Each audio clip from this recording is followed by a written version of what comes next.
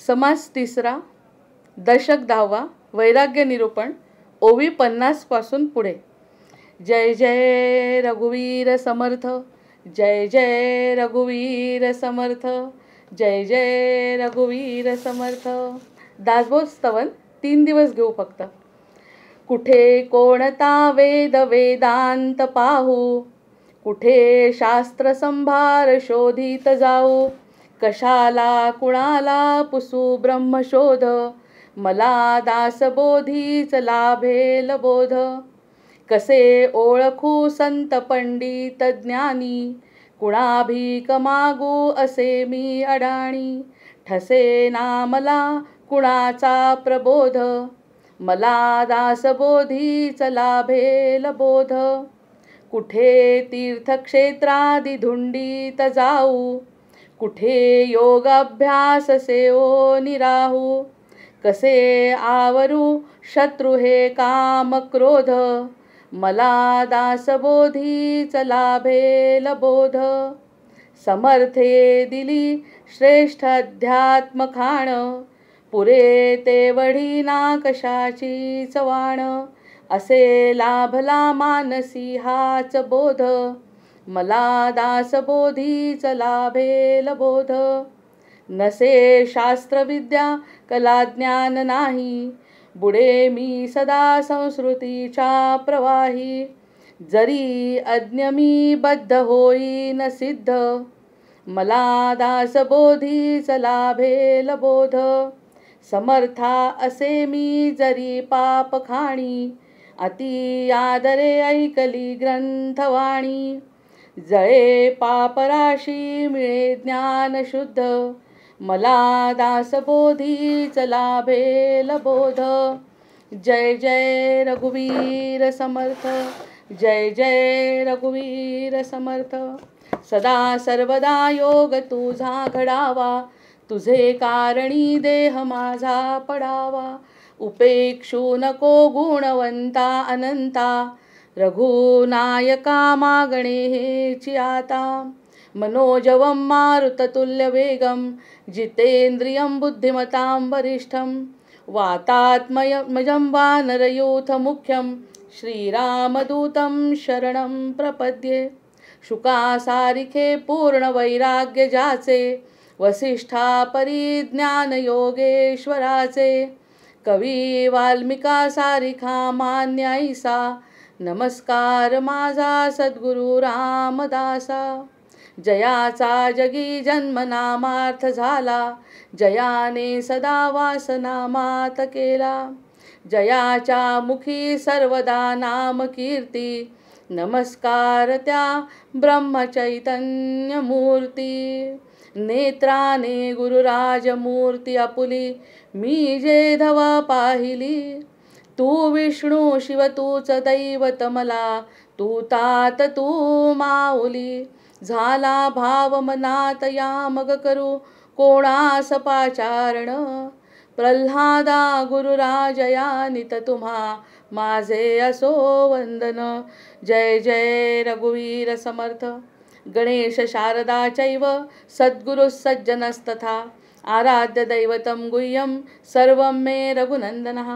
गणेश शारदा सद्गुरु संत सज्जन कुळेश्वरू, सर्व ही माझा रघुवीरू सद्गुरु रूपे श्रीराम. माझे आराध्य दैवत परम गुह्य गुह्यातीत, गुह्यपणाची मात न चले जेथे. यो जातो गदवनुदंश जोक्षित तले, संबोधयन् सज्जनान् ग्रंथं यो रचयन् सुपुण्यजनकं. श्रीदासबोधाभिधं यः कीर्त्या पठनेन सर्वविदुषां, स्वान्तापहारी सदा सोऽयं मुक्तिकरक्षितौ विजयते. श्रीरामदासो गुरुः.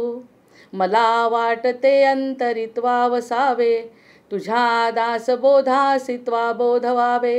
अपत्यापरी पाववी प्रेमग्रासा, महाराजया सद्गुरु रामदासा. ब्रह्मानंदं परमसुखदं केवलं ज्ञानमूर्तिं, द्वन्द्वातीतं गगनसदृशं तत्त्वमस्यादिलक्ष्यं.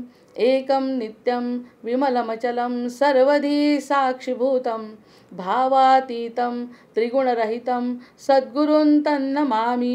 गुरुर्ब्रह्मा गुरुर्विष्णु गुरुर्देवो महेश्वरः गुरुः साक्षात् परब्रह्म तस्मै श्रीगुरवे नमः। अनेन प्रियतां देवो भगवान् जानकीपतिः श्रीरामचंद्र पूर्वेशाम् अस्माकं कुलदैवतं श्रोता वक्ता श्रीराम समर्थ। जय जय रघुवीर समर्थ, जय जय रघुवीर समर्थ। वैराग्य निरूपण आपला 50 ओव्या आपल्या झाल्या आहेत। त्या वैराग्य निरूपणामध्ये समर्थ स्वतः म्हणतायत की मी तत्वज्ञान सांगतोय आणि तत्वज्ञान हे फक्त सत्य एकमेकाद्वितीय एकच असं एक सत्य आहे। त्या सत्याबद्दल समर्थ बोलतायत।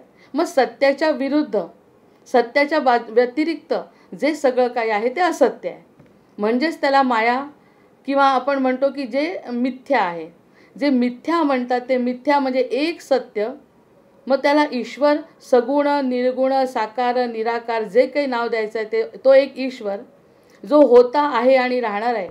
आपला जीवसुद्धा होता आहे आणि राहणार आहे।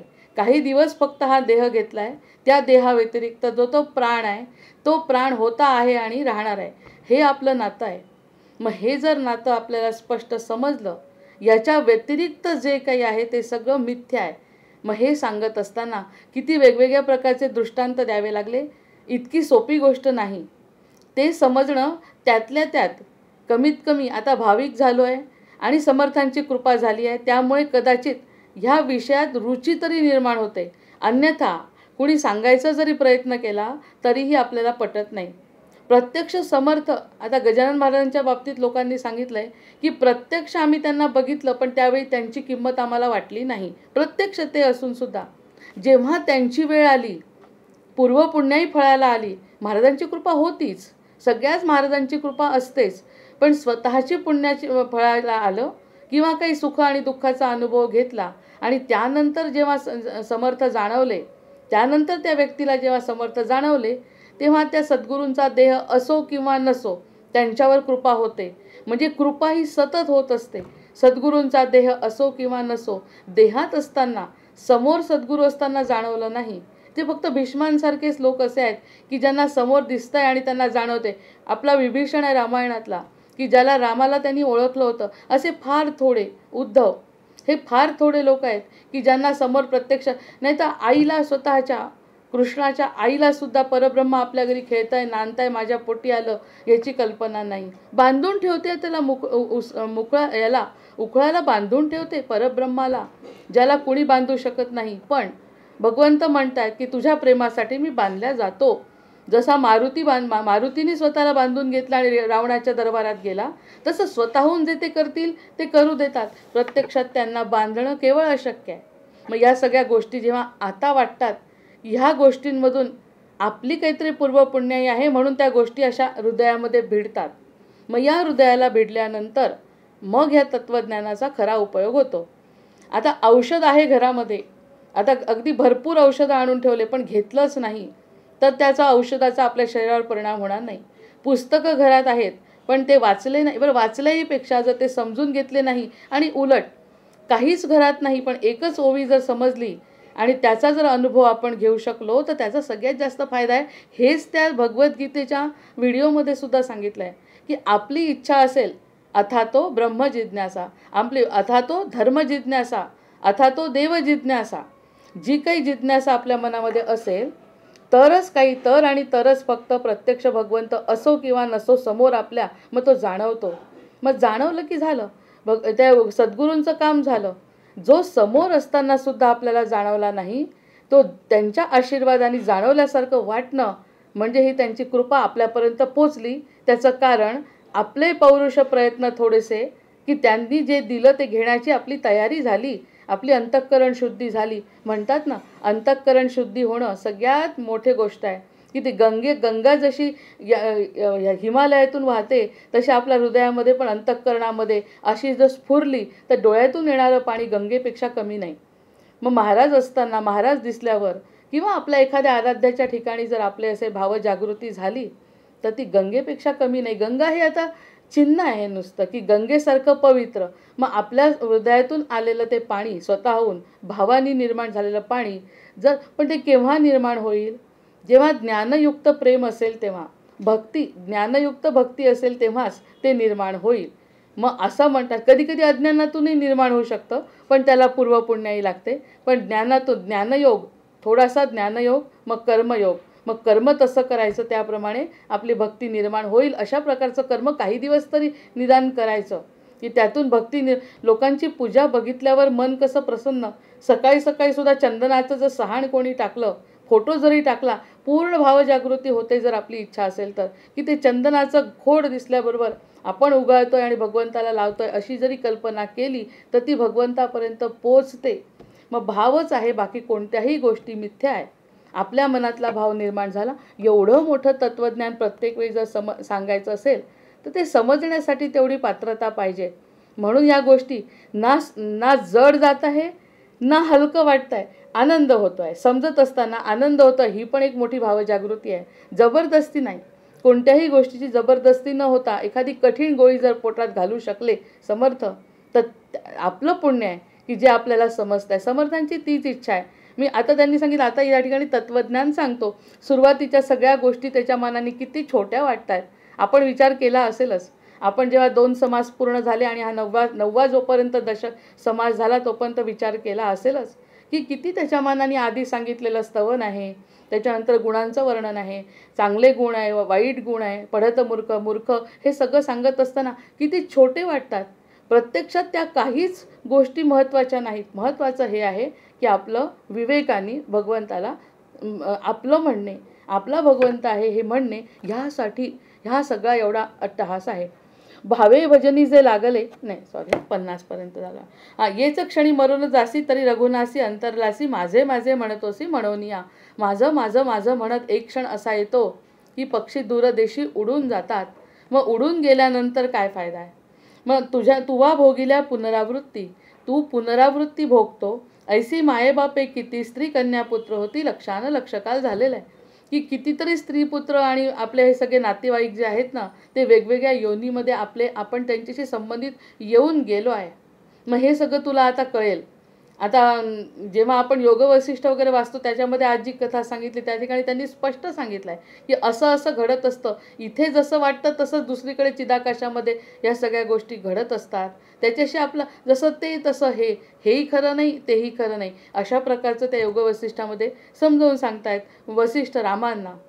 नंतर कर्मयोगे सकळ मिळाली, एके स्थळी जन्मास आली, ते तुवा आपुली मानेली, कैसिरे पडत मूर्खा. एका ठिकाणी अचानक काही दिवसांसाठी जन्माला आले, प्रेम उत्पन्न झालं आई वडिलांबद्दल, बहीण भावांबद्दल, समाजाबद्दल, मित्रांबद्दल. बरोबर आहे.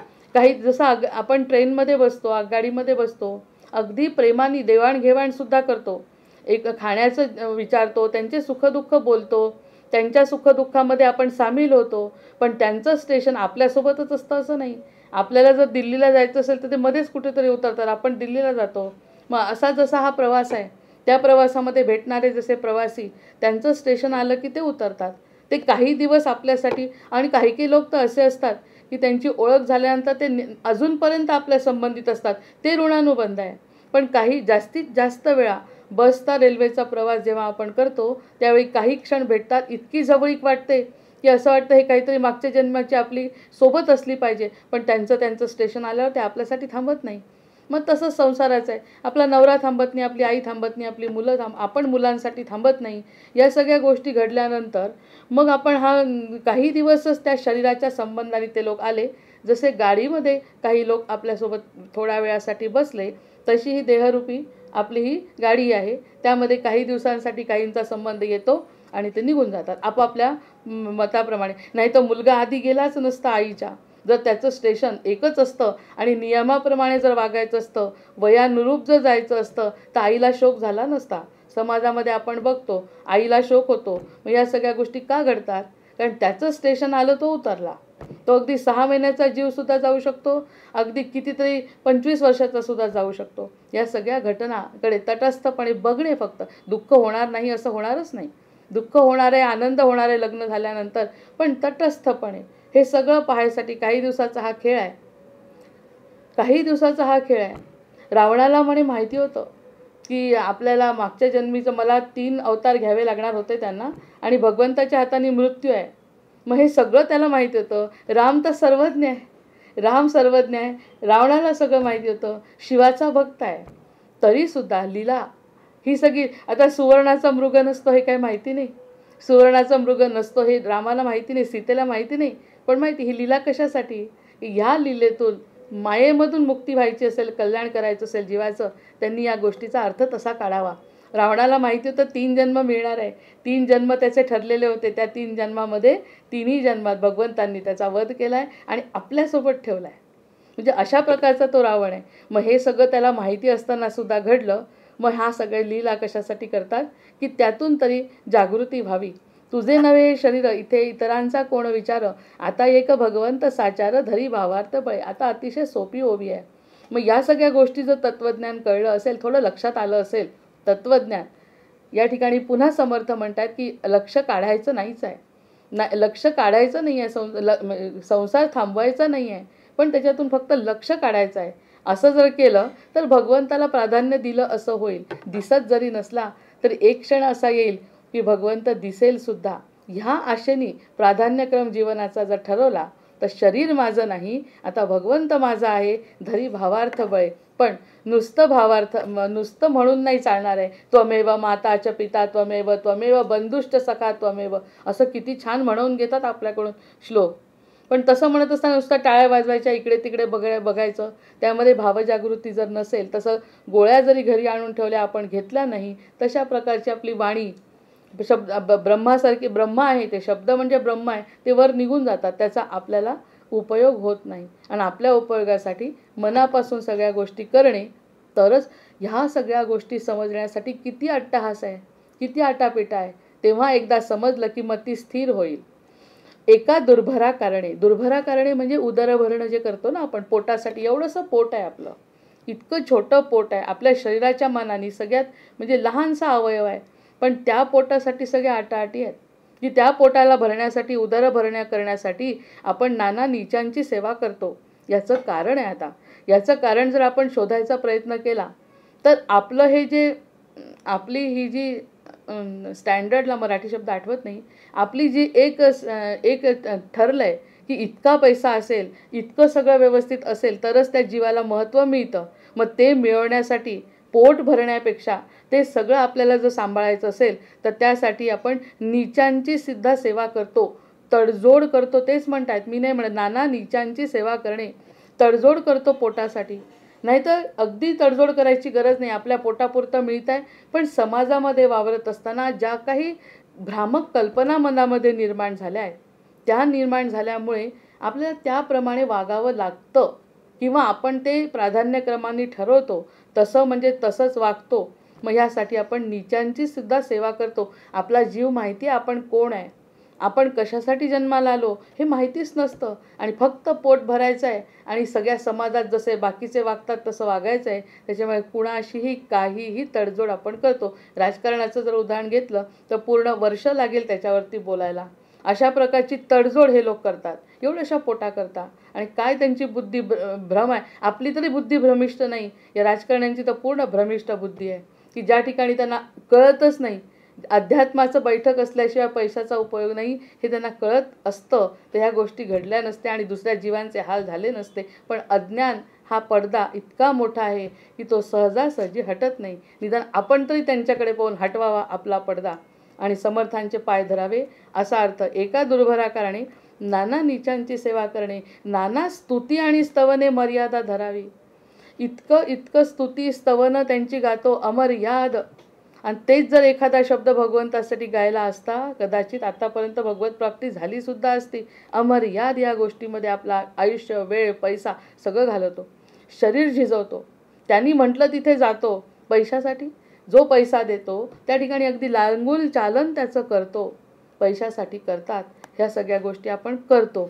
जो अन्न देतो उदरासी, जो पोटाला अन्न देतो, शरीर विकावे लागे त्यासी. आता माझ्या पोटासाठी सगळं आहे, त्यांनी जर पैसे देऊन मी त्याच्या बदल्यामध्ये जर माझ्या शरीरासाठी लागणारं अन्न, वस्त्र, निवारा जर आपण खरेदी केला तर आपल्याला शरीर म्हणजे वेळ, पैसा सगळं त्याला द्यावं लागतं. 12 तास, बरं 12 तास कमी नाही पडत आहे. पुढे पुढे तर 15-15 तास लोक काम करतात. कसे बसे 2 तास झोपतात की पुन्हा 6ची लोकल पकडतात. असं पूर्ण आयुष्य ते घालवतात. एक असा आमचा भाऊ होता, जो सारखा त्याला मोबाईलवर काम असायचं, सारखे कॉल्स असायचे आणि सारखे इंटरनॅशनल कॉल्स आणि जाणंसुद्धा परदेशामध्ये. पूर्ण आयुष्य माझ्यापेक्षा लहान असून म्हातारा दिसायला लागला. किती कष्ट करतो म्हटलं. म्हणजे म्हणे जॉबच तसा आहे माझा, त्या मला करावं लागतं. म्हटलं मग तू रिटायरमेंटनंतर काय करणार आहे? त्यांनी सांगितलं सगळ्यात पहिल्यांदा मी कोणतं काम करणार आहे, तर माझे सगळे मोबाईल फोडून टाकणार आहे. सगळे कुठून कुठून फोडतो म्हणे, त्याच्यावरती राग काढतो आणि मी माझं स्वतःचं आयुष्य जगतो. कुणीही फोन करायचा नाही, कुणाशी मी बोलणार नाही, निदान वर्षभर तरी मी माझं आयुष्य असं घालवीन म्हणतो. म्हणजे इतकं कंटाळवाणं आयुष्य आपण त्या पोटासाठी जगतो आणि हे सगळं समजत असतं, पण आपल्या या सगळ्या रुटीनप्रमाणे आपल्याला ते करणं भाग असतं. मग जो अन्न देतो उदरासी, शरीर असं हे शरीरच विकलं आहे ना त्यांनी, त्याला हृदयाचे रोग लागतात, त्यानंतर वेगवेगळ्या प्रकारच्या यातना, कदाचित तर समजायच्या आतच आपला अंतसुद्धा होऊ शकतो. एवढा ताण मनुष्य त्या पैशासाठी घेतो. पैशासाठी म्हणजे जो उदराला पैसा देतो त्याच्यासाठी तो जे म्हणेल ते करतो, करावंच लागतं. इतकं लांगुलच्या ही लक्ष्मी तर अशी आहे, ती लक्ष्मी इतकं आपल्याला प्रलोभन पाडते की त्यासाठी आपण काहीही करायला तयार होतो, पण ईश्वरासाठी नाही. ते घेण्यासाठी करतो, देण्यासाठी आपण काहीच करत नाही. हे तत्त्वज्ञान या वैराग्य निरूपणामध्ये आहे. जो अन्न देतो उदरासी, शरीर विकावे लागे त्यासी, माज येणे घातले जन्मासी, त्यासी कैसे विसरावे. आणि इतकं पोटाला जो देतो त्याच्यासाठी एवढं, आणि ज्यांनी जन्माला घेतलं त्याला पूर्ण विसरणं. आपण त्याला वचन दिलं आहे, भगवंताला गर्भवासामध्ये वचन दिलं आहे की तू म्हणशील तसं तुझी प्राप्ती किंवा माझं स्वतःची मला ओळख करून घेईन तरच मृत्यू पावेन, किंवा मृत्यू मी पावणारच नाही. मी तुझ्यासारखाच अमर आहे. जसा तो जसा तो जसा तो अमर, तशी मी तशी मी तशी मी अमर, असं मी वचन दिलं आहे. जन्माआधी सोहम सोहम, जन्मानंतर कोहम कोहम, कोडे हे सुटण्यासाठी चिदानंद रूपम शिवोहम शिवोहम. या मधल्या कोडे सुटण्यासाठी फक्त सद्गुरूंची आपल्याला कृपा लाभते आणि मग चिदानंद रूपम शिवोहम शिवोहम. नाही तर कोहम कोहम करत करत पुनरावृत्ती आपल्याला करावीच लागते. जोपर्यंत आपल्याला भगवत प्राप्ती किंवा आत्मकल्याण आपलं होत नाही तोपर्यंत. मग तसे कसे विसरावे, त्याला का समर्थ म्हणतात कसे विसरावे. विसरू नका असं पण नाही म्हणत, विसरू नका असा सल्ला पण देत नाहीत. जे शहाणे असतात, जे परमकल्याण, देहबोलीला फार महत्त्व आहे बरं. आपण जरी बोलत नसलो, आपण जरीही आपल्याला वाटतं आहे आपण साधा आहे, पण देहबोलीला अतिशय महत्त्व आहे. शब्द वापरण्याला सुद्धा महत्त्व आहे. कसे शब्द, असं करा, तुम्ही आता उठा. हे काही काही व्हिडिओ बघतो ना आपण, उठलं पाहिजे. जसं यांना खूप ज्ञान आहे, यांना स्वतःला इतकं ज्ञान आहे आणि दुसरे अगदी मूर्ख आहेत अशा समजून देहबोली करून जेव्हा भाषण करतात तर मग असं वाटतं हे फार ज्ञानी. उगाचच राग येतो त्या लोकांचा, कारण की आम्हाला सल्ला द्यायला तुम्ही कोण बसले. समर्थ म्हणतात त्यासी कैसे विसरावे. कसं विसरायचं त्याला, विसरू नका असं.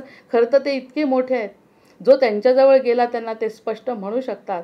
पण कसं विसरशील बाळा, तुला ते विसरून चालेल का, तुझं कल्याण त्याच्यात आहे, तुला कळत कसं नाही. असं म्हणून आपली बुद्धी प्रेमाप्रेमाने आपल्याकडे ओढायचा प्रयत्न ते करतायत. अशी ही जी देहबोली, त्या देहबोलीने सुद्धा समर्थ त्या ठिकाणी साक्षात प्रगट झाल्यासारखे वाटतात. अहर्निशी ज्या भगवंता, अहर्निशी म्हणजे सतत, सतत ज्या भगवंता, अहर्निशी ज्या किती गोड ओवी आहे ही. अहर्निशी सतत त्या भगवंताला. आता या ठिकाणी जर भगवंतामध्ये मती स्थिर झाली, खरंच दुसरं काही दिसेल का डोळ्यांनी. 5, 6, 10 मिनटं जरी आपण रोजचा प्रयत्न केला, ही आटाआटी जी संसारासाठी केली ती भगवंतासाठी 5, 7, 10 मिनटं करता करता अर्धा तास. त्या परमहंसांची गोष्ट तर अशी आहे, मध्येच लोळायचे. मग त्यांचे जे शिष्य असायचे ते म्हणायचे काही घाबरायचं कारण नाही, येतील थोड्या वेळाने देहावर. देहावर येणे म्हणजे ते देहातच नसायचे. हे तर अगदी परमहंसांच्या ऐकलेल्या गोष्टी. प्रत्यक्षामध्ये ते चतुर्वेदेश्वर धाम यांची ज्यांनी स्थापना केली त्यांच्या प्रत्यक्ष स्वप्नामध्ये रुद्र आला होता. बरं तेही आपण मानू नये, रुद्र अवतार आणि त्यांना ते लिंग वगैरे दिलं, हे सगळ्या आपण जरी कपोलकल्पित गोष्टी मानल्या तरी जेव्हा त्यांनी गृहस्थाश्रम सोडला आणि वानप्रस्थ स्वीकारला, कुणालाही सांगितलं नाही आहे. महामहोपाध्याय, यज्ञेश्वर शास्त्री, कस्तुरे त्यांनी कुणालाही सांगितलं नाही. की मला असं काही करायचं आहे, जन्मापासून तळमळ की मला काहीतरी वेगळं करायचं, असे ध्येयवेडे लोक असतात. संसार केला जरी पण संसारात लक्ष नाही. आणि त्यांना म्हणे शंकराचार्य व्हायचं होतं, शंकराचार्य होण्याची पात्रता होती, पण पत्रिकेतच योग नव्हता शंकराचार्य होण्याचा. त्याच्यामुळे त्यांना गृहस्थाश्रम स्वीकारावा लागला. ह्या गोष्टी आता आपल्याला पटतात. जसं ज्ञानेश्वरांचं चरित्र वाचताना कळतं की त्यांनाही संसार करायचा नव्हता, पण विश्वाच्या कल्याणासाठी त्यांना गृहस्थाश्रम स्वीकारून हे आपले 4 लेकरं निर्माण केले, ज्यांनी जगाचं कल्याण केलं आहे. मग असे निर्माण करण्यासाठी त्यांना संसारात यावं लागलं. तसंच यांच्याही बाबतीत घडलं. असे कितीतरी किस्से प्रत्येक व्यक्ती सांगेल, प्रत्येकाच्या घराण्यातले. आणि त्यांना जेव्हा गृहस्थाश्रम सोडायचं वेळ, एक क्षण रात्री मुलीचं लग्न झालं आणि निघून गेले. म्हणाले, आपल्या पत्नीला म्हणाले, यायचं असेल तर ये, नाही तर मी चाललो. तर त्यामुळे मी कशाला सोडते, जेथे राघव तेथे सीता. त्यांनी सुद्धा एका बाईला संसाराचा मोह सोडणं शक्य आहे का? कालच आपण बोललो आहे की स्त्रीला तर या गोष्टीतून पटकन पाश तुटत नाही, पण तीही पटकन एका मिनिटात की सगळं सोडून. आणि वनवास म्हणजे चक्क वनवास, ज्या ठिकाणी घर माहिती नाही, दार माहीत नाही, कुठे राहायचं माहिती नाही, कुठे हुसकावून लावतील कोणी आपल्याला माहिती नाही, आणि घराच्या बाहेर पडले 2 कपड्यानिशी. आणि हे सगळं पडल्यानंतर त्यांना रुद्राचं दुसरे एक वामन शास्त्री होते, त्यांचं काही चरित्र सांगायचं नाही आपल्याला, पण ते वामन शास्त्री होते. त्यांच्या स्वप्नात कोणीतरी आलं आणि त्यांनी सांगितलं की गोदात्रीचा योगी आणि त्या ठिकाणी एक पिंपळाचं झाड आहे आणि तिथे तुम्ही जा आणि ही जी मूर्ती तुम्हाला सापडली ती त्यांना द्या. म्हणजे इतक्या मोठ्या घटना घडत असतात आपल्यासाठी, जर ध्येय वेळ असतो तर. आणि त्या ठिकाणी त्यांनी आणून दिलं. अहर्निशी ज्या भगवंत. आणि सांगण्याचा मुद्दा जो परमहंसांचं सांगायचं होतं त्या प्रकारचं.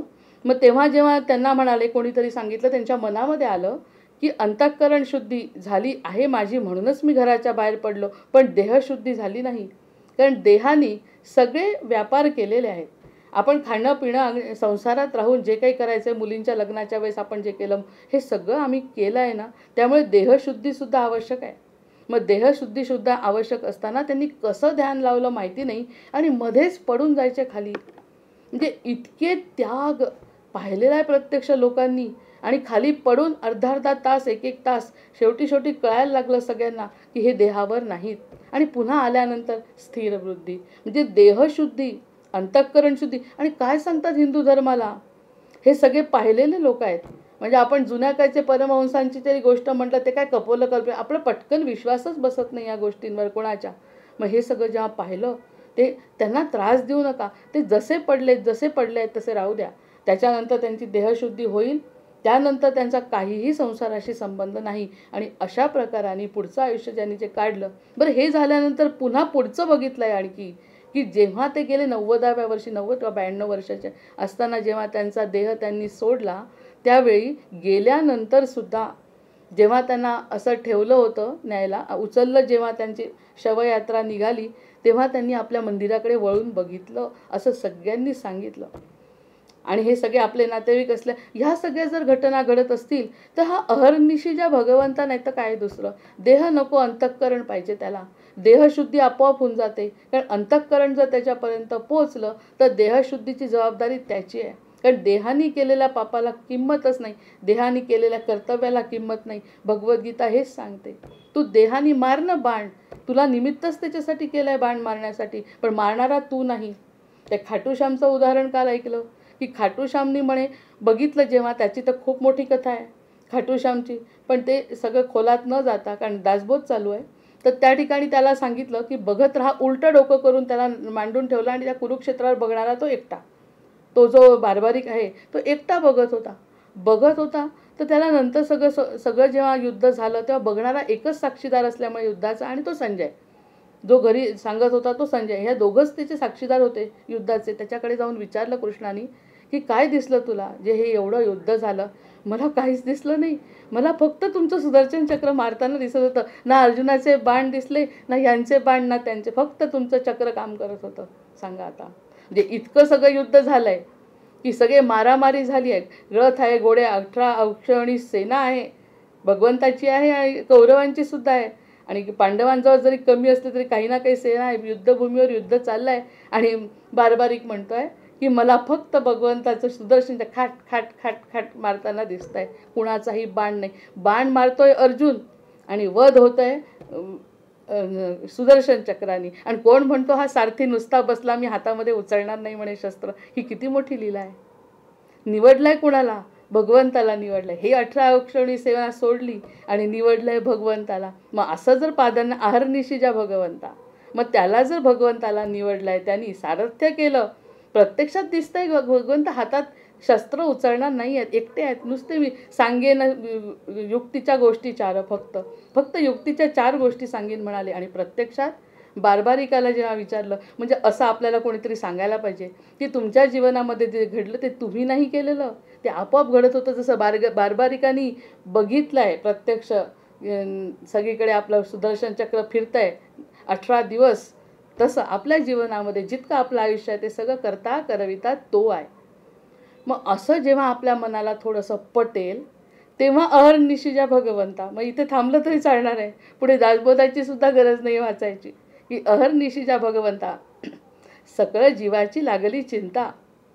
मानायला पाहिजे की ही जी गोष्ट करतोय तो त्यांनीच जन्माला घातलाय, त्याचाच संकल्प आहे.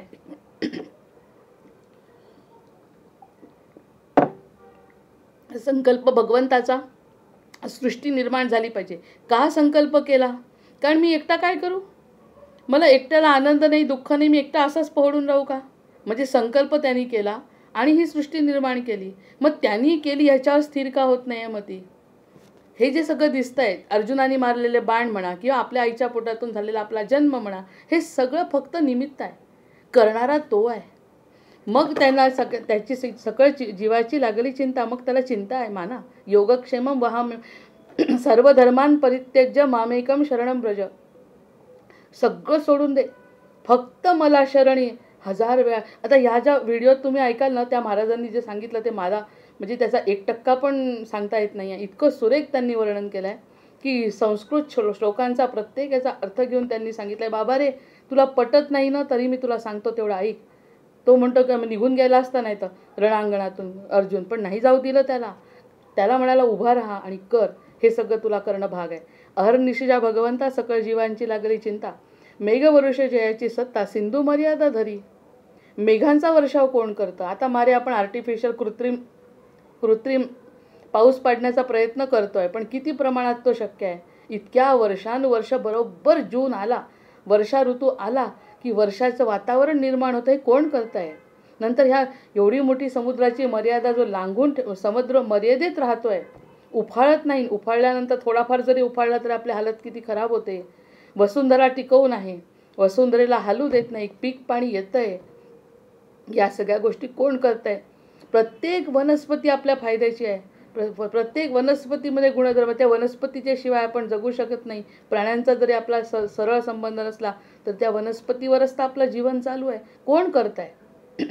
कोण चालवत आहे? अहर्निशिजा भगवंता सकळ जीवांची लागली चिंता, मेघवरुषे जयाची सत्ता, सिंधू मर्यादा धरी. सिंधू हा हे जो मर्यादेत राहतो आणि हा सगळं कोण करतंय? भूमी धरली धराधरे. आता ते सांगितलं वसुंधरा. भूमी धरली धराधरे, प्रगट होई जे दिनकरे. रोज प्रगट होतोय दिनकर.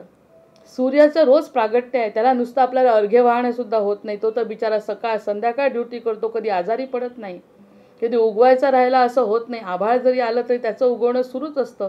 या सगळ्या गोष्टींना कोण प्रगट करतोय? दिनकर रोज उगवतोय. नंतर रात्र भूमी धरली धराधरे, प्रगट होई जे दिनकरे. ऐसी सृष्टी सत्ता मात्रे चालवी जो का. मला तर ज्ञानेश्वरीसारखी भाषा वाटली आता या ठिकाणी, की हे सगळं चालवणारा ज्याच्या सत्तेने चालतंय तो कोण आहे?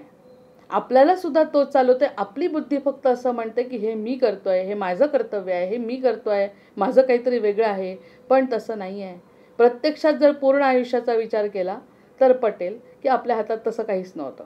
जन्म आपल्या हातात नव्हता, कुणाच्या पोटी यायचं जन्म आपल्या हातात नव्हता. थोडंफार कर्तव्य पौरुष प्रयत्न आपण केले, की जी संधी मिळाली त्याचं सोनं केलं आहे. पण प्रत्यक्षामध्ये तसं आपल्या हातात काही नसतं. एका क्षणाचा भरोसा नाही. पक्षी उडून जाती, आपापल्या दिशेने उडून जातात. कोणत्याही क्षणी काही आपण अजून जिवंत आहोत, सकाळी उठतोय अजून, ह्याचं सगळ्यांची कृतज्ञ भाव सतत असला पाहिजे. म्हणजेच प्राधान्यक्रम मला द्या. सुरुवातीला गीता जेव्हा वाचली तेव्हा असं वाटायचं काय मी मी मी मी आम्हाला म्हणतात मी मी नको करू आणि स्वतः मी करतो, करायलाच पाहिजे, त्याच्याशिवाय माझं कल्याण नाही हे फक्त त्यालाच माहिती आहे. हे जेव्हा पटलं तेव्हा आपोआपच असं वाटलं की भगवंत आपल्यासाठी सांगतायत. त्यांचं स्वतःचं त्यांनाही करमत नाही ना भक्ताशिवाय. भक्ताशिवाय त्याला तरी करमेल का? आम्ही ज्याच्याकडे गेलोच नाही, किती वाट बघतो तो. वाट बघितल्यावर येतच नाही भक्त म्हटल्यावर बिचारा पुन्हा पुन्हा सांगायचा प्रयत्न करतो. कोणत्या ना कोणत्या मार्गाने कोणतं तरी पुस्तक हातात देतो, कोणीतरी व्यक्ती देतो की जेणेकरून तू बघ माझ्याकडे.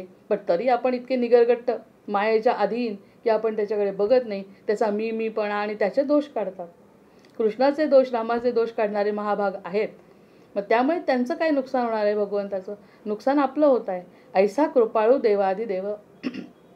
आणि हे सगळं बोलत असताना आपण आपलाच विचार करतो. असंच होतंय खरं.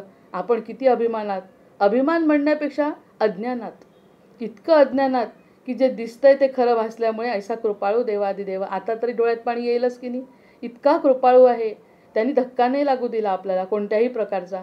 हे सुखदुःखच सोडा, सुखदुःख ही गोष्ट वेगळी, पण आपल्या जीवाला त्यांनी धक्का नाही दिला, लागू दिलाय. अजून तरी आपण आहोत, आपला प्राण सुरू आहे. कोणत्याही क्षणी आपल्याला भगवत प्राप्ती होऊ शकते, मोठं कल्याण आपलं होऊ शकतं. ही संधी आपल्या डोळ्यासमोर अजूनही आहे. ऐसा कृपाळू देवाधिदेव नेणवे दयाचे लाघव.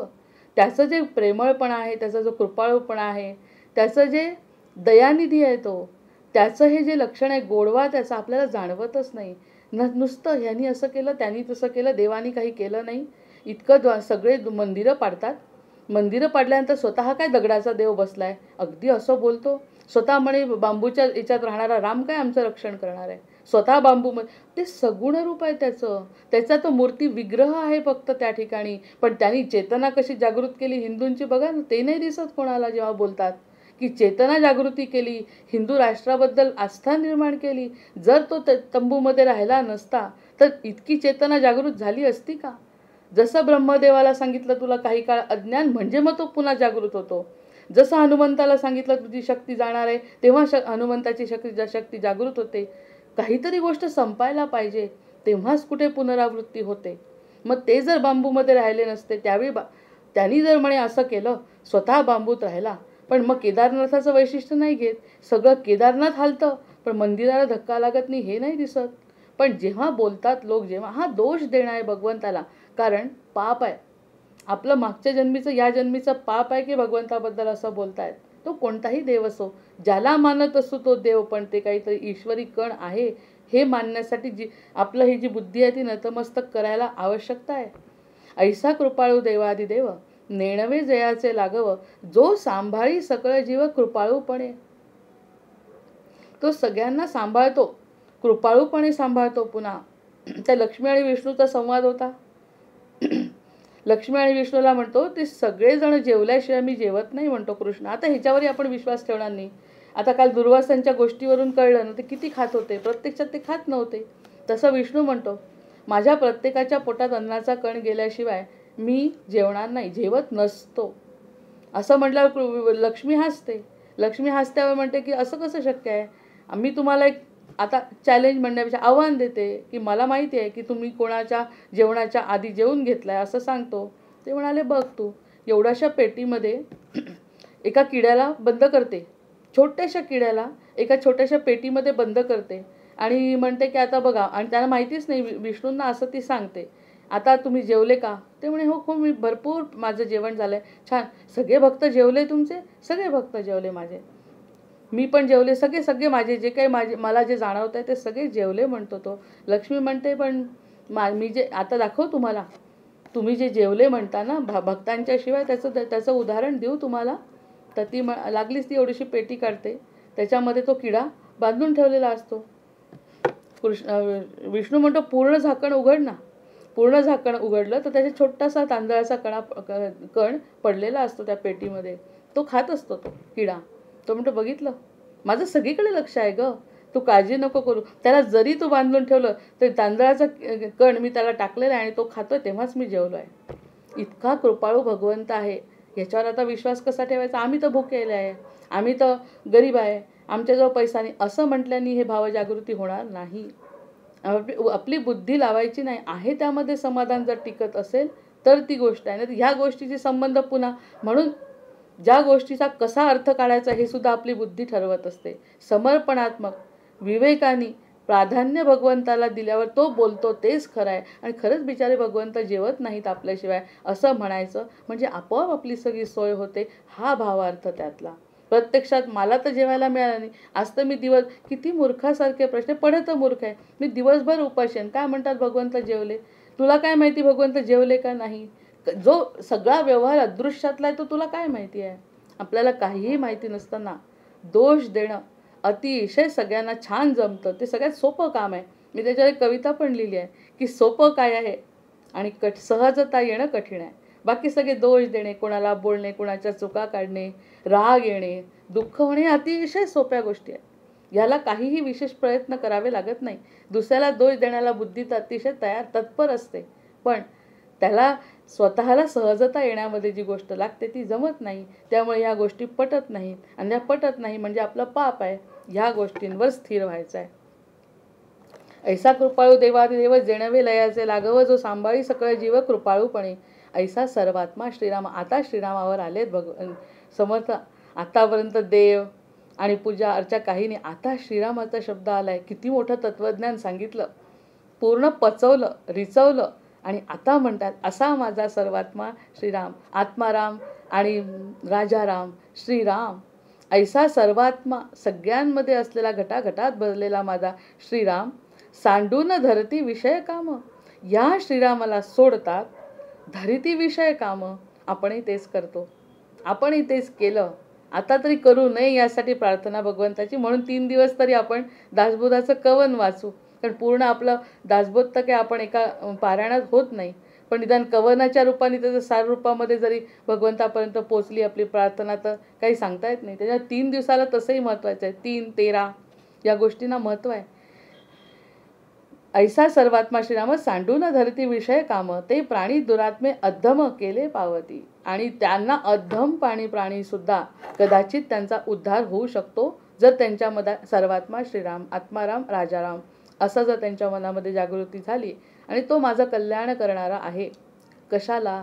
कल्याण करणारा नाही, तो माझा आहे. बस तो माझा आहे म्हटल्यानंतर किती मोठं प्रमोशन झालं आहे जीवनातलं की मला म्हणे भगवंतांनी निवडलं. ही सगळ्यात मोठी गोष्ट आहे. माझं प्रमोशन हे आहे की मी भोजराजाची गोष्ट आहे ना. भोजराजांनी विचारलं की राजाला की स्वप्नामध्ये की माझं नाव देव प्रगट झाला. तशीच एक इंग्लिश अबुबेन आदिम नावाची सुद्धा कविता आहे. त्या ठिकाणी देवाला विचारलं की देवानी यादी पाठवली, कोण मला आवडतं त्याची यादी. नाही कुणाला आवडतं? भोजराजाच्या कवितेमध्ये त्यांना कोण आवडतं, हां तो इतकी भक्ती करतो तर भक्त कोण याची यादी देवाने आणून दिली. रात्री 12 वाजता प्रकाश आला घरामध्ये आणि बघितलं जेव्हा तर ती यादी त्यांनी दिली की कोणत्या भक्तांना मी आवडतो किंवा भक्तांची पूजा माझ्यापर्यंत पोचली याची यादी. इतकं भोजराजांनी इतकं अगदी वाकून पाहिलं. आपण नाही का फोटो अल्बम बघत असताना फक्त आपलाच फोटो पाहतो, तसं त्यांनी आपलं नाव आहे का, आपण तर किती भक्त आहे, आपण रामाचे भक्त आहोत असं आपल्याला वाटतं. नावच नाही यादीमध्ये. इतकं वाईट वाटलं. म्हणायला का रडतोय, माझं यादी नाही. तो म्हणतो मी उद्या पुन्हा येईन, 2-3 दिवस येणार आहे. आणि दुसऱ्या दिवशी आलं तेव्हा मला जो आवडतो त्याच्या यादीमध्ये एकच नाव होतं आणि ते भोजराजाचं होतं.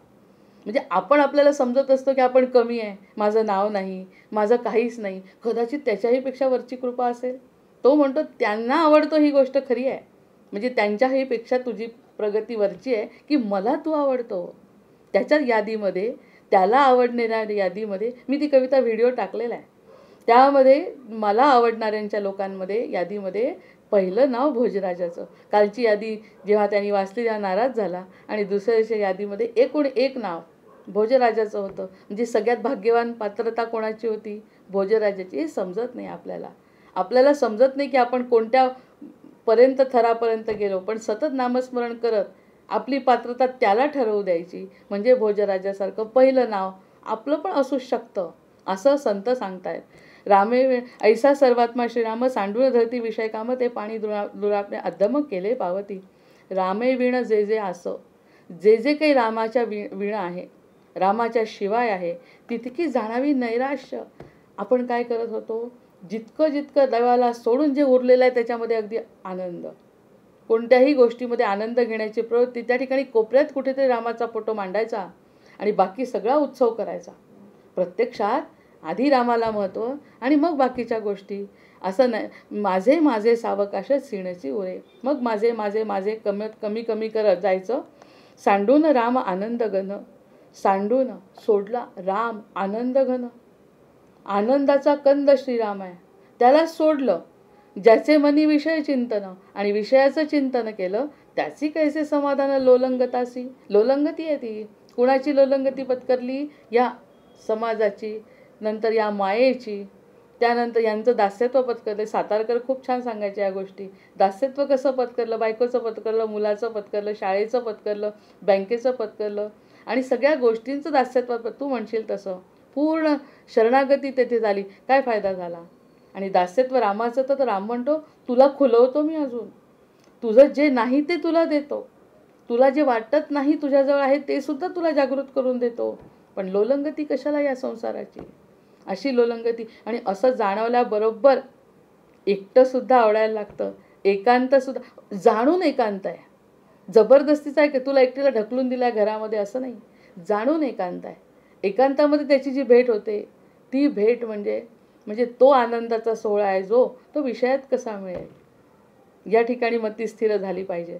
जयाचं वाटे सुखाची असावे, तेणे रघुनाथ भजनी लागावे. स्वजन सकळही त्यागावे दुःखमुळे जे. स्वजन त्यागावे, जे दुःखाचं त्यागावे, पुन्हा त्यागायचं नाहीच आहे. कारण त्यांनीच मला मुलगा दिला आणि त्यांनीच मला संसार दिला, त्यांनीच मला सगळं त्यागायचं काहीच नाही. साध्या साध्या गोष्टीत प्रेम उत्पन्न होतं. लोकांना सुद्धा जाणवतं की ह्या व्यक्तीमध्ये फदक आहे. तो कधीही कोणाचा राग करत नाही. साधू संत नाही का, त्यांच्याजवळ पशु पक्षी प्राणी, आता वाघ आणि मोर एकत्र साधू संतांकडे त्यांचा ऑराच असा असतो की ज्या ठिकाणी कोणाला त्याला वाटतच नाही की शत्रुत्व करावं. रावणाचं उदाहरण आहे ना, रावणाचं उदाहरण आहे. मंदोदरी जो येतो किती वेडेपणा आहे की मला दुसरी स्त्री आवडते हे सांगण्यासाठी तुम्ही कशाला त्रासात आहे, तुम्हाला कसलं दुःख आहे, मंदोदरी विचारते. मंदोदरीने विचारलं, मला दुःख म्हणजे काय? सीतेला इतके दिवस झाले आणून ठेवलं, मला सीता दादच देत नाही. ती मंदोदरी ही पतिव्रत आहे, त्याच्यामुळे ती म्हणते आता पतीचा जसा आनंद असेल त्याच्यात मी आनंद मानायला पाहिजे, यांचं पूर्ण व्हायला पाहिजे, यांच्या मनाची इच्छा पूर्ण झाली पाहिजे असं मंदोदरी. म्हणून तिचं पतिव्रतेच नाव आहे. प्रत्यक्षात काय होणार आहे गोंधळ तो सगळा तिला माहितीच नाही आहे. त्यांना आनंद मिळावा रावणाला, तिची काही आशा चुकीची नाही. ती म्हणते तुम्हाला कसंही आनंद मिळाल, मग तुम्ही असं करा ना, तुम्ही असं करा. आणि ती तिला उपाय सांगते. मंदोदरी रावणाला उपाय सांगते की कसं करायचं. अजून एक पुराणातली कथा आहे जी ती आता एखाद्या दिवशी वेगळी सांगेन, ती पुराणातली. असं कसं करायचं तर तो म्हणाला, अहो असं करा, तुम्ही तर एवढे मायावी आहात ना, आता इतके मायावी आहे तुम्ही, 10 तोंड आहे तुम्हाला, काय करू नाही शकत. तुम्ही तिकडे गोसाव्याचा वेश घेऊन तिला फसवलंच ना, फसवूनच आणलाय ना, मग आता रामाचा वेश घ्या, रामाचा वेश घेऊन जा आणि रामाचा वेश घेऊन तिला आपलंसं करा, असं मंदोदरीने रावणाला सल्ला दिलाय. जे या ठिकाणी मग तो म्हणतो, अगं मी केला नसेल का प्रयत्न, तुला काय वाटतं हे सोडलं असेल. पण जसं राम मी झालो तसा मला सगळ्या स्त्रिया असं वाटायला लागल्या बहीण आणि आई आहे. हा रामाचा गुण आहे. हा असा रामाचा गुण माझ्यावर आल्यावर मी रावण राहतच नाही. रावण म्हणतं म्हणजे स्तुती आहे रामाची, त्या ठिकाणी स्तुती केली आहे रामाची. सरळ सरळ मी असं राहत नाही म्हणत असताना हा पण मोठेपणा आहे शत्रूचा. शत्रूनी कौतुक करणं, त्यांनी कशाला म्हणायला पाहिजे, सांगायला कशाला पाहिजे मंदोदरीला, हा प्रसंग आपल्यासमोर यायला कशाला पाहिजे, तो त्याचा कमीपणा का सिद्ध करेल. पण तो सांगतोय कारण तो मनात मांडतोय, त्याला माहिती आहे की माझा उद्धार आहे रामाकडून, त्याच्यामुळे सगळे गुण गातोय, प्रत्यक्षात दाखवतोय असं की मला समजत नाही. अगं मी रामाचं रूप घेतलं नाही का, घेतलं, 2-3दा प्रयत्न केलं, जसं राम झालो तशी मला ती सीता आई आणि बहीण वाटायला लागली, माझा हा संकल्प पूर्ण होतच नाही. हे कौतुक आहे रामाचं.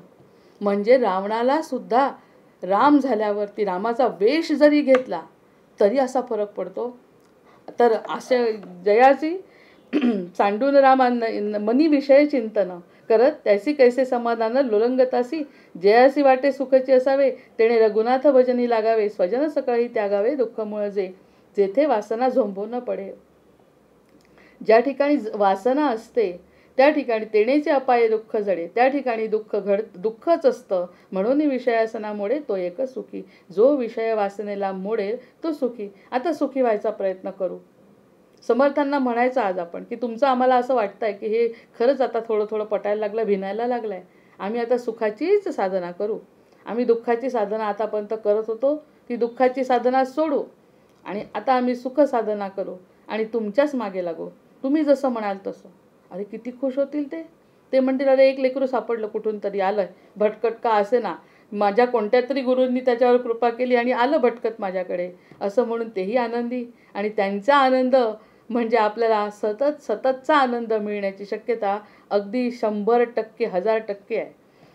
विषयाचे जे सुख तेथेचे होते परमदुःख, पूर्वी गोड अंती शोक नेमस्त आहे. पूर्वीला चांगलं वाटतं, सुरुवातीला चांगलं वाटतं, नंतर त्याचा शेवट कडू होतो. हे सत्य वचन आहे. नेमस्त हे सत्य वचन आहे.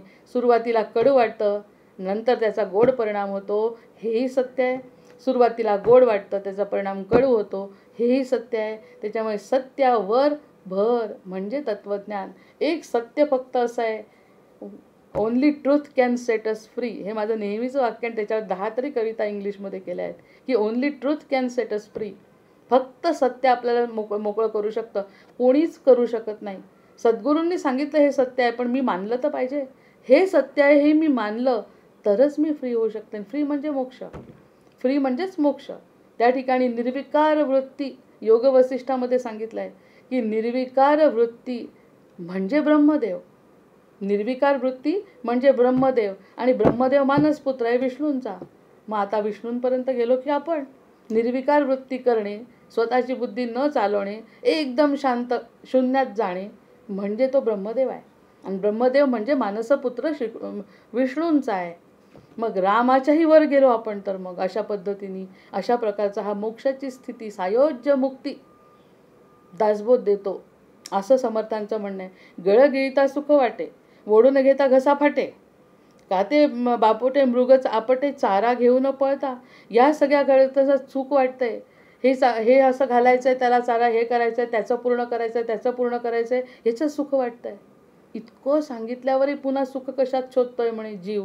कदाचित आपण 10 मिनटं असं बरं वाटतं बोलून वगैरे आणि नंतर पुन्हा आपण संसारात रमणार नाही कशावरून, म्हणून गोपीगीत म्हणत राहायचं सारखं. कशाला आपल्या गुरूंनी सांगितलं ते तो त्रयोदशाक्षरी मंत्र एक तर म्हणायचा, नाही तर गोपीगीत म्हणायचं. गोपीगीत म्हणत गेलं की आपोआप वृत्ती आपल्या अशा क्षीण होतात, विषयाच्या वासना संपतात असं म्हणतात. तसं त्याच्याच मागे लागायचं. वृत्तीला वाटलं की सोडून द्यायचं देवाचं काही खरं की पुन्हा काहीतरी करायचं. म्हणजे ह्याच गोष्टींमध्ये रमायचं फक्त. असं करत राहावं लागणार आहे, असं समर्थांना आश्वासन द्यावं लागणार आहे. त्याच्याशिवाय दासबोधाचं सफळ साफल्य आपल्याला मिळणार नाही. तैसी विषय सुखाची गोडी, गोड वाटे परी ते कुडी. म्हणून या आवडी रघुनाथी धरावी. ही जी कुडी आहे ना, हे जे शरीर आहे ना, ते गोड गोड वाटते खूप. प्रत्यक्षात रघुनाथाची आवडी, आतमध्ये असलेल्या प्राणाचं, तो जो प्राण आहे, ते रामावरचं जे आपलं निरूपण झालं आहे ना, ते रामाचं निरूपण ऐकायला पाहिजे पुन्हा एकदा. की त्या रामा म्हणजे आतमध्ये असलेला प्राण, त्या प्राणाचं संरक्षण करणारा हनुमंत म्हणजे श्वास. त्या श्वासाला किती आनंद होईल, हनुमंताला किती आनंद होईल जर रामाकडे लक्ष लागता यायचं. तर तो पूर्ण काळजी घेतो, आपली काळजी घेणारा भगवंत असतो असं म्हणतात. रघुनाथी धरावी. रघुनाथ हा शब्दही किती गोड आहे. रामराय किती शब्द गोड आहे. श्रीराम किती शब्द गोड आहे. रामचंद्र किती गोड शब्द आहे. आत्माराम राजाराम किती शब्द गोड आहे. हे सगळं गोड सोडायचं आणि विषयाच्या मागे लागायचं. हसत असतील आपले सद्गुरू आपल्याला. ऐकोनी बोले भाविक, कैसेची घडेची सार्थक, सांगा स्वामी यमलोक चुके जेणे. आता तरी सांगा यमलोक कसा चुकेल. आता काय सांगायला पाहिजे. सगळं तत्वज्ञान त्यांनी उघड केलं आहे. देवासी वास्तव्य कोठे. आता म्हणता पहा ना, आता हा जो शिष्य आहे तो शिष्य म्हणजे आपल्याला रिप्रेझेंट करतो. प्रत्यक्ष कल्याण स्वामी लिहित आहेत बरं, साधारण नाही आहे. कल्याण स्वामी म्हणजे त्यांचाच अवतार आहे. पण ते विचारतात आहे देवासी वास्तव्य कोठे, देव कुठे राहतो. आता एवढं सांगितल्यावर प्रश्न पडायला पाहिजे का मनात. सगळ्या घटाघटात आहे, माझ्यात आहे, त्याच्यात आहे, पूर्ण ब्रह्मांडात आहे. असं उत्तर मी नको द्यायला. पुढे समर्थ काय म्हणतात, देवासी वास्तव्य कोठे, तो मज कैसे नाही. हां, तो मज कैसे, देवाचं वास्तव्य कोठे हा प्रश्न नाही आहे. तो मला कसा भेटेल. जर तो दूर राहत असेल स्वर्गामध्ये, जर तो खाली असेल, जर तो समुद्रात असेल, तो क्षीरसागरामध्ये लोळत असेल, तो चिरंजीव असेल तर मी तर मरणारी आहे, तर मला कसा भेटेल? मग कैसे नाही भेटे? दुःखमुळे संसार तुटे कोणे परी स्वामी. स्वामी, हे सगळं दुःख मूळ जर तोडायचं, आता मला समजलं हे सगळं संसार म्हणजे दुःखाचा मूळ आहे, हे मला आता थोडं थोडं कळलं. पण तो देव कुठे आहे आणि तो कुठे मला भेटेल आणि सगळं दुःखाचं मूळ माझं कधी संपेल, याचं वर्णन मला आता करा. धडपुडी भगवत प्राप्ती. मग धडपुडी कसं काय, धडपडत का असे ना, कसंही का असे ना, भगवत प्राप्ती. भगवत प्राप्ती, आत्मप्राप्ती, भगवत प्राप्ती होऊन चुके अधोगती. ऐसा उपाय कृपामूर्ती मज दीनास करावा. आता मला माझं हे दीन लेकरू तुमच्या पायाशी आलं आणि मला सांगा भगवत प्राप्ती, तो देव कुठे, काय, कसा आणि मला कसा भेटेल हे मला सांगा. वक्ता म्हणे हो एक भाव. वक्ता, श्रोता नाही, वक्ता. वक्ता म्हणाला म्हणजे समर्थ म्हणाले. वक्ता म्हणे तो एक भाव, भगवत भजन करावे तेणे होईल स्वभावे समाधान. भगवत भजन करायचं आहे फक्त, दुसरं काहीही करायचं नाही. प्राधान्यक्रम भगवंताला द्यायचा आणि त्याचं भजन करायचं. आणि भक्तीसारखं सुख नाही, नुसतं ज्ञान नाही, त्याच्याबद्दल निरूपण करणं नाही, त्याचा समास वाचणं नाही. त्याचं एखादं जरी भजन करायचं, त्याच्याकडे बघत बघत करायचं. एक तर असं व्रत आहे की ज्या ठिकाणी फक्त दिवा लावायचं, कोणतंही अनंताचं व्रत ज्याला म्हणतात माहिती असेल सगळ्यांना, की जे विष्णूंचं व्रत आहे ते, त्या ठिकाणी विष्णूचा फोटो समोर ठेवायचा. अंधार, सकाळी 6 किंवा संध्याकाळी 6 अंधार ज्या ठिकाणी असतो त्या ठिकाणी ती मूर्ती ठेवायची. प्रकाशात दिवा लावायचा तुपाचा आणि तुपाच्या प्रकाशात, फक्त त्या तुपाच्या प्रकाशात विष्णूच्या डोळ्यात बघायचं. हातात माळ नाही, काहीच नाही, डोळ्यात बघायचं. अर्धा तास फक्त डोळ्यात. 5-1 मिनटं थोडेसे विचार येतात मनात, पण नंतर ते विचारही चालले जातात. फक्त डोळ्यात बघायचे त्या तुपाच्या प्रकाशात. असं करायचं आहे. म्हणजे भगवत भजनाचे लक्षण, भगवत भजन तेणे होईल स्वभावे समाधान, त्यांनी समाधान होईल म्हणतात.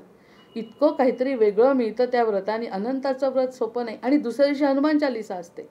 म्हणजे एवढं विष्णूचं व्रत करत असताना राम आणि हनुमंत आपण सोबत समजतो. राम आणि सोबत म्हणजे दास्यत्व हनुमंताचं आहे. पण विष्णूचं व्रत करून दुसऱ्या दिवशी सकाळी हनुमान चालीसा म्हणून तो फोटो उचलून ठेवायचा आहे. फोटो जसा काय आपली मूर्ती असेल ते सगळं. पण फोटो का?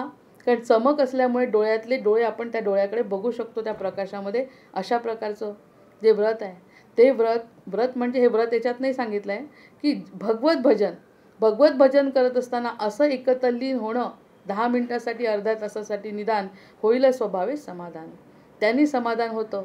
आणि अशा प्रकारचं आम्ही खूप जणांनी, एकाने केलं त्याला आनंद झाला म्हणून खूप जणांनी हे व्रत केलं आहे आणि त्या सगळ्यांना वेगवेगळ्या प्रकारचा आनंद झालेला आहे. कोणाची राहिलेले कामंसुद्धा झालेले आहे. ते काही मागायचं नसतंच त्याला काही, पण आपोआप ते सगळं घडून येतं.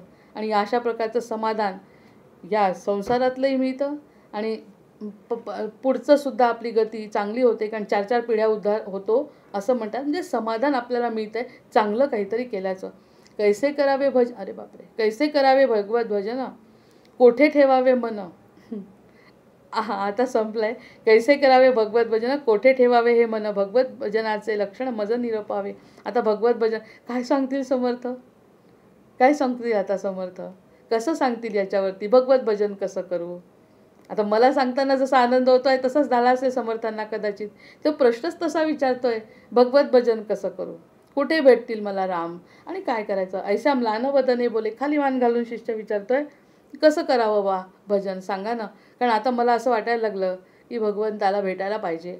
धरिले सदृढ पाऊले, कंठ सद्गतीत गळाले. कंठ सद्गतीत झाला, गळाला. अश्रुपात दुःखे. नुसतं विचारल्याबरोबर आणि समर्थांच्या समोर बसल्याबरोबर वक्ता श्रोता दोघांच्याही डोळ्यात पाणी गळायला लागलं. कारण आता पुढे जे काही दाखवणार आहे ते स्वरूप आता प्रत्यक्ष त्यांच्या आराध्याचं. त्यांचा आराध्य कोण? त्यांचा आराध्य असताना अनेन प्रियताम देवो भगवान जानकी पतिः, अनेन प्रियताम देवो भगवान जानकी पतिः, श्रीरामचंद्र पूर्वेशाम अस्माकं कुलदैवतम. माझं कुलदैवत असलेला राम आणि त्या रामाची भक्ती कशी करायची विचारतो. आता तर मी मुक्त हस्ताने तुला सांगतो. आतापर्यंत सगळं शिकवण, हे नको करू, ते नको करू, ते नको करू, ते नको करू. पण हे करत असताना आता तत्वज्ञानही सांगून झालं आहे. श्रोता तयार आहे आता. श्रोता म्हणतो आता मी थोडा तयार आहे. आणि आता समर्थांना अंगावर काटा आलेला आहे. कारण काय की अनेन प्रियताम देवो भगवान जानकीपती श्रीरामचंद्र पूर्वेशाम अस्माकं कुलदैवतम. समर्थांनी रामरायांना समोर बघितलं असणार आणि नमस्कार केलाय समर्थांनी रामाला. आणि आता पुढे श्रोत्याच्या प्रश्नांना उत्तर का देत आहेत ते तर तल्लीन झाले. श्रोताही तल्लीन झाला, वक्ताही तल्लीन झाला, डोळ्यातून पाणी यायला लागलं. कारण की सगळं समर्थांचं बोललेलं त्या श्रोत्याला कळलं. देखोनी शिष्याची अनन्यता. अशी ही जी अनन्यता शिष्याची बघितली समर्थांनी जशी, बापरे किती त्याला वाटतंय. मग आता काय सांगतील समर्थ आपण कल्पना करू. पुढे ते काय सांगतील ते सांगू द्या, पण आपण कल्पना करू देखोनी शिष्याच्या समर्थांची स्थिती काय असेल. आत्तापर्यंत सांगत असताना जे जडत्व होतं, सांगत असताना जड वाटत होतं, दुःख होत होतं, या लेकराला समजावून सांगताय, मारतोय मी, ठोकतोय त्याला, हे नको करू ते नको करू. आता मी माझ्या आराध्याबद्दल सांगणार आहे. आता माझ्या आराध्याचं सगळं कौतुक वर्णन सगळं मी करणार आहे. आणि श्रोता आहे श्रवणभक्ती सांगणार आहे पुढे. अर्थातच श्रवणभक्तीच आहे. श्रवणभक्ती सांगणार आहे. श्रवणाबद्दल जर बोलाय, श्रवणभक्ती सगळ्यात मोठी व्यक्ती आहे. जितकं ऐकू तितकं आपल्यामध्ये झिरपणार आहे. मग देखून शिष्याच्या अनंता भावे वळला सद्गुरू दाता. दाता कोण आहे? सद्गुरू आहे. स्वानंद तुंबळेला आता पुढलेच, स्वानंद तुंबळेला आता पुढले समासी. आता ते जाणवायला लागले की स्वानंद माझा असं ओथंबून वाहतोय. कारण मला माझ्या रघुनाथाबद्दल बोलायचं आहे. आता तू काय प्रश्न विचारला की देव कसा भेटेल, देव कुठे अरे हाच तर प्रश्न मला अपेक्षित आहे. तू हा प्रश्न विचारावा यासाठी जेवढी बडबड केली रे बाबा आतापर्यंत, तुला मनाची तयारीच तशी करून ठेवली. असा हा दासबोध आहे. किती गोड आहे. आता यांचा गोडवा, कुठून आलेला तो गोडवा, आणि तो गोडवा समर्थ जेव्हा सांगतील तेव्हा मगाची जी कटुता वाटते आपल्याला, किती कडक काय स्वभावानी, हे नको करू ते नको करू, इतके रागवतात सारखे आपल्याला, आमच्या बुद्धीला त्रास देतात. असं नाही आहे, असं नाही आहे. आता मी जे सांगतो ना ते तुला आवडणार आहे, कारण की तू प्राधान्य आता भगवंताला देणार आहे. आणि मग मी जे सांगणार आहे ते श्रोता कान अगदी टवकारून ऐकणार आहे. आतापर्यंत असं कधी झालं नाही. श्रोत्यांनी विचारल्याबरोबर समर्थांना रडू आलाय, समर्थांना गहिवरून आलाय. आणि श्रोता वक्ता एक झाल्यानंतर इति श्री दासबोधे गुरुशिष्य संवादे वैराग्य निरूपण समास दशम समर्थ चरणी समर्पित 5 वेळा वाचते. समास पहिला दशक चौथा. समास पहिला श्रवणभक्ती. जय जय जी गणनाथा तू विद्या वैभवे समर्थ अध्यात्म विद्येच्या परमार्था मज बोलवावे श्रीराम. पुन्हा बोलवलं बरं, पुन्हा बोलवलंय गणनाथाला. नमो शारदा, कारण खूप गोड बोलायचं आहे पुढे जाऊन. नमो शारदा वेदजननी सकळ सिद्धी जननेची मानस प्रवर्तने मननी स्फूर्ती रूपे श्रीराम. आता आठवू सद्गुरू जो पराचाही परू, जयाचे निज्ञान विचारू कळो लागे श्रीराम.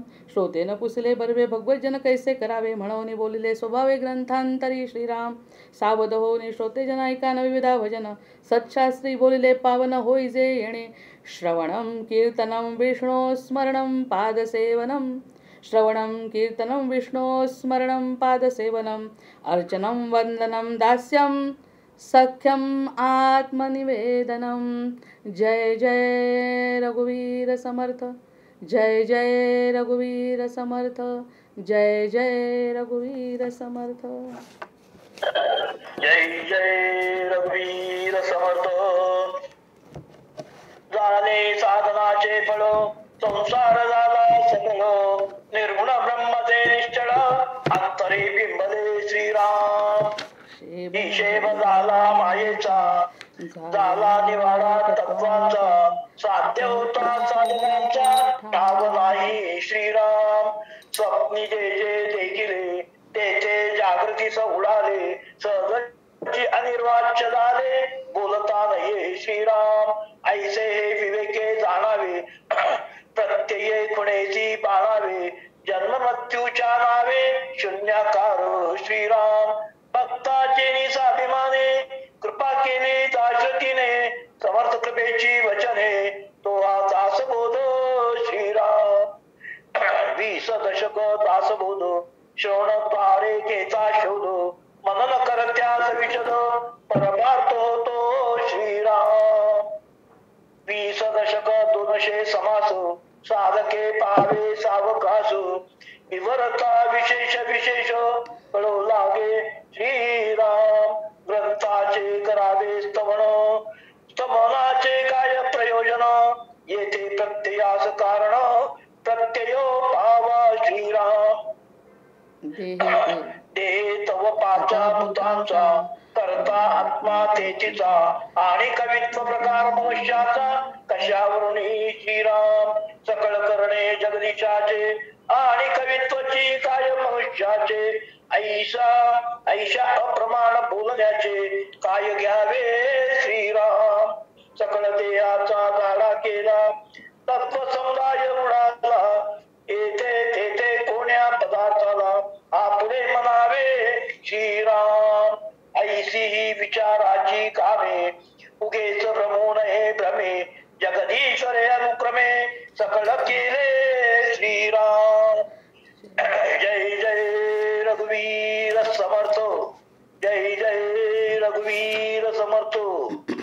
जय श्रीराम. जय जय रघुवीर समर्थ.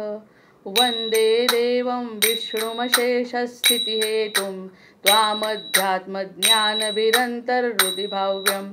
हेयाहेयद्वन्द्वविहीनं परमेकं, सत्तामात्रं सर्वरदुस्तं ऋषिरूपं.